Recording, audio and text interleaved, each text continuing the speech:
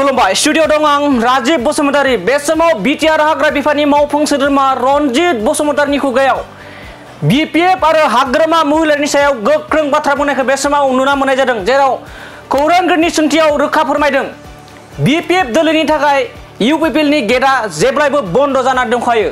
बेयाव बिपिएफआ एबा एनडिएजों थाफानानै फैगौ लकसभा बिसायख'थि गेलेनायनि जेबो बाथ्रा फैया होननानै रोखा बाथ्रा बुंदों हाग्रा बिफाननि मावफुं सोद्रोमा बिटिआर हाग्रा बिफाननि मावफुं सोद्रोमा रनजित बसुमतारी बिथाङा रोखा बाथ्रा बुंदों बिपिएफ दोलोनि सायाव।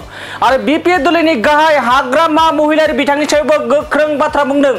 हाग्रामा महिलारि बिथाङा दिल्लीयाव ओरैनो थांना थाहैयाखै।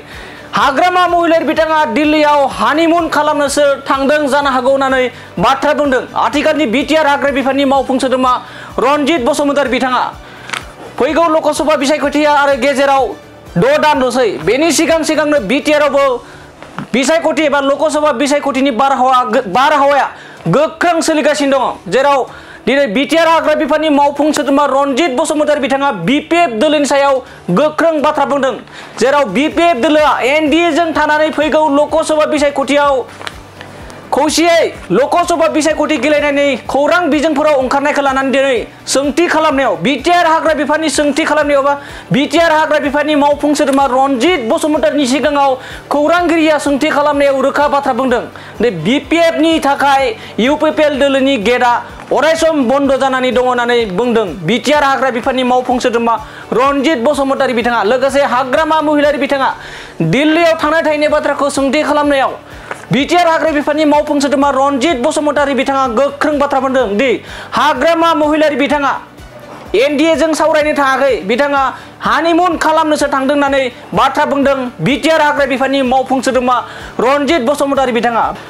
बिपिएफ दोलो आरो हाग्रामानि सायाव गिदिर बाथ्रा बुंदों। हाग्रामा महिलारि बिथाङा दिल्लीयाव एनडिएजों सावरायनो थाङाखै, बिथाङा जानो हागौ हानिमुन खालामनो थांदों होननानै बिथाङा रोखा बाथ्रा बुंदों। बे बाथ्राखौ जों बुङाखै, बे बाथ्राखौ बुंदों बिटिआर हाग्रा बिफाननि मावफुं सोद्रोमा रनजित बसुमतारी बिथाङा। लोगोसे इउपिपिएल दोलोआव बिपिएफ दोलोनि थाखाय गेटआ बन्द जानानै दंखायो। बेयाव बिपिएफ दोलोआ एनडिएजों थानानै बिसायख'थि गेलेनायनि एबा खौसेयै सालायलांनायनि जेबो खोथा गैया होननानै गोख्रों बाथ्राजों बुंदों बिटिआर हाग्रा बिफाननि मावफुं सोद्रोमा रनजित बसुमतारी बिथाङा। दानिया फैदो बिटिआर हाग्रा बिफाननि मावफुं सोद्रोमा रनजित बसुमतारी बिथाङा बिपिएफ दोलो आरो हाग्रामा महिलानि सायाव माबायदि गोख्रों बाथ्रा बुंदों जों आबुङै बिथांनि बुंनायनिफ्राय जों मिथिना लानि। बिपिएफर जेनेरेल सेक्रेटारिये কৈ আছে जिমান দিন ইউপিপিএল চৰকাৰ বিটিআৰত থাকিব ইমান দিন এনডিএত কোনো পদে বিপিএফে সামিল নহয়। বিপিএফৰ কাৰণে আমাৰ গেটটো বন্ধ হৈ আছে, কেনেকৈ খুলিম আমি?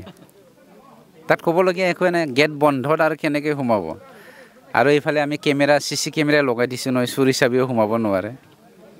ঠিক আছে, হাগ্ৰামা মহিলাৰীয়ে এনডিএত সামিল হ'বৰ কাৰণে দিল্লী গৈ পিনে বাহৰ পাতি আছে, এই ক্ষেত্ৰত আপোনালোকৰ ভূমিকা কি হ'ব?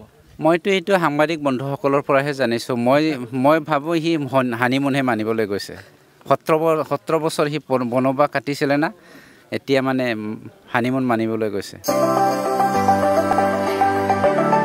बङाइगाव साफागुरि र'डआव थानाय मेगना हुन्डाइ श'रुमा लानानै फैदों नोंथांमोननि सेराव फुजानि स्पेशल अफार। ग्रेन्ड i10, नियस, i20, एनलाइन, अरा, भेरना, आलकाजार बेफोर समायना गारिफोर फुजानि स्पेशल अफारा फैगौ 30 सेप्तेम्बरसिम थागोन। 50,000सिम गारि लानानै गारि अफार नोंथाङा मोनफुंनो हागोन। अब्ला मानोथो गोबाव खालामनो, थाबैनो नोंथाङा बङाइगाव साफागुरि र'ड एबा लामा सेराव थानाय मेगना हुन्डाइ श'रुमाव नोंथांनि फसायनाय गारिखौ लाहैदो।